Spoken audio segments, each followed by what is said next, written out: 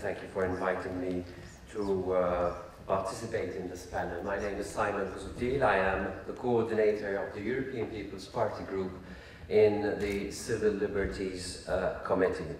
And obviously, we deal, amongst other things, in the Civil Liberties Committee also with the issue of a common immigration policy, which touches, therefore, indirectly on the issue of integration of migrants and also on the issue of political participation. Now,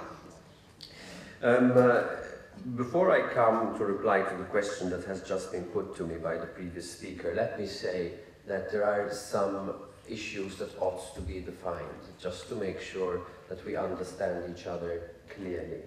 First of all, what exactly do we mean by political participation? Well, the EPP has absolutely no difficulty that political participation should be interpreted in its widest sense, from consultation with people to participation in civil society, and it also covers the issue of voting rights, which I will specifically come to. Indeed, I will focus my response on the issue of voting rights, on the assumption that there is absolutely no controversy on anything else short of voting rights. And I think if there is a controversy, it is on the issue of voting rights. I will come back to that in a minute. The definition also of who exactly are we talking about when we speak about a third country national or a non-EU citizen? Well, obviously, a third country national is exactly what it says, a national of a country that is not a member of the European Union.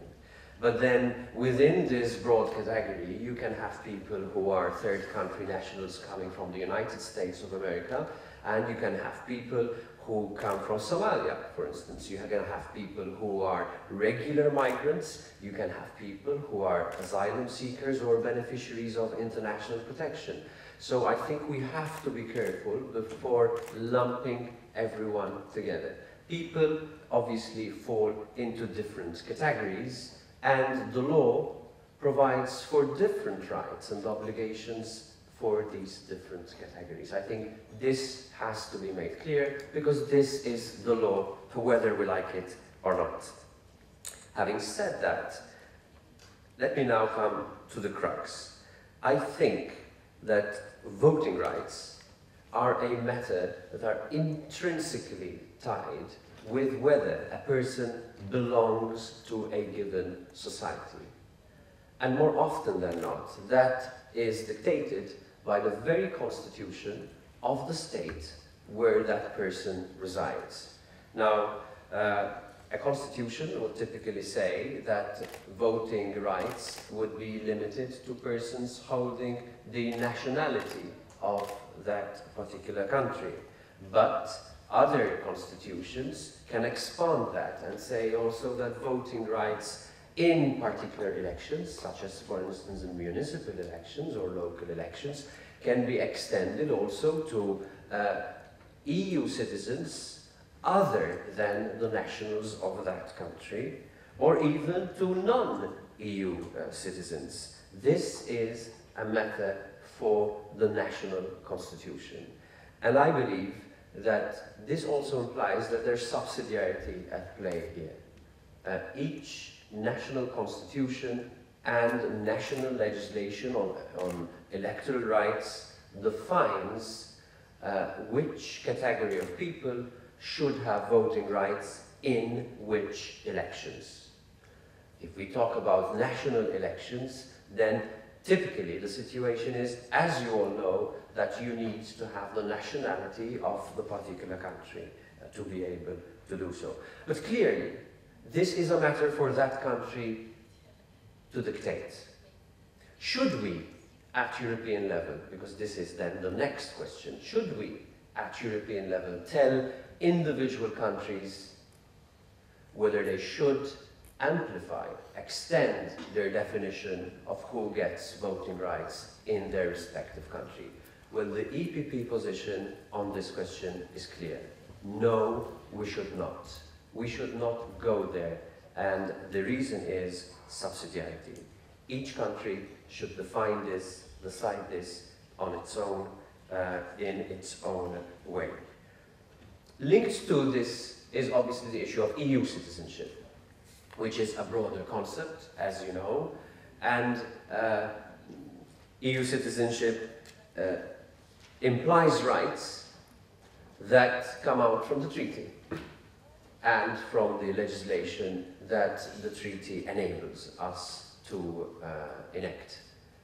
Now, the treaty is very clear that EU citizenship and the people who hold the nationality of those 27 countries are also automatically entitled for EU citizenship, and this brings with it certain rights and obligations. As to voting rights, you know as well as I do that this means that if a citizen of EU country A is residing in EU country B, then they are able to election. But nothing is said in the EU treaty on national elections. And this was a deliberate choice that the countries of the European Union took. They opened up political participation to other EU citizens in two instances, the European Parliament elections and local municipal elections, but not to the national elections. Should we tell them to do so? The EPP line, again, is no, we should not tell them to do so. And if this is the definition given to us by the treaty and by the enabling legislation, then we should stick to this. Now, all this that I've said implies, of course, that therefore, by implication, people who do not fit within this category of nationality at the national level, national citizenship, or EU citizenship, have therefore highly restricted voting rights. This is the case. And it is for each individual country to decide whether it wants to go beyond. So, in essence, the line of my group is that a person cannot be invited to have a say on the political destiny of a country unless they are fully part of that country. And to be fully part of that country, you need to acquire citizenship of that country, either because you have family links, or you get married to a citizen of that country, or through the process of naturalization. But that is the step you need to go through in order to then acquire political participation in the voting right sense. Of course, those who disagree with me, and I'm sure we'll hear a lot of them after my speech, argue that third country nationals pay taxes in a given country, so why shouldn't they vote? Well, there are many people who do not pay taxes and still vote. I think there is not such a logical link between the two. And there are many people who live in other countries who might be given the right to vote for different reasons. So I think the issue of taxation is more to do with the issue of where you live, residence, and where you work, than with your nationality. This is a completely different concept. And I think we have very clear in our minds the difference between residing somewhere and having a nationality of that country. There is the issue of reciprocity that is sometimes used in this discourse. If we give voting rights to third country nationals in the EU, by EU legislation, for instance, something that we cannot do in any case, shouldn't there be reciprocity with the country of origin as well? Of course, sometimes when people hear these kinds of arguments, we often end up getting a label that this is anti-immigrant rhetoric. I can assure you that it is not. My group, the EPP group, has a very mainstream line on immigration policy, but on the issue of voting rights, we feel that there are parameters and we need to define our political debate within those parameters. We do not think, as things stand, that we should change those parameters. This is the line of my group, the EPP group. So by way of conclusion, I think I've made it more than clear that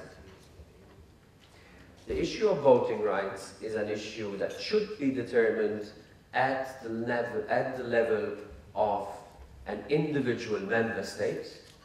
It's entirely up to the member state to decide it, and that normally this is done through the process of naturalization. If a person wants to integrate fully and completely in a society, there is the process of naturalization that one has to go through, and the reply to the application for naturalization is a decision that is taken at a national level. I hope that I have addressed your question, even if I did not necessarily give you the right answer. Thank you.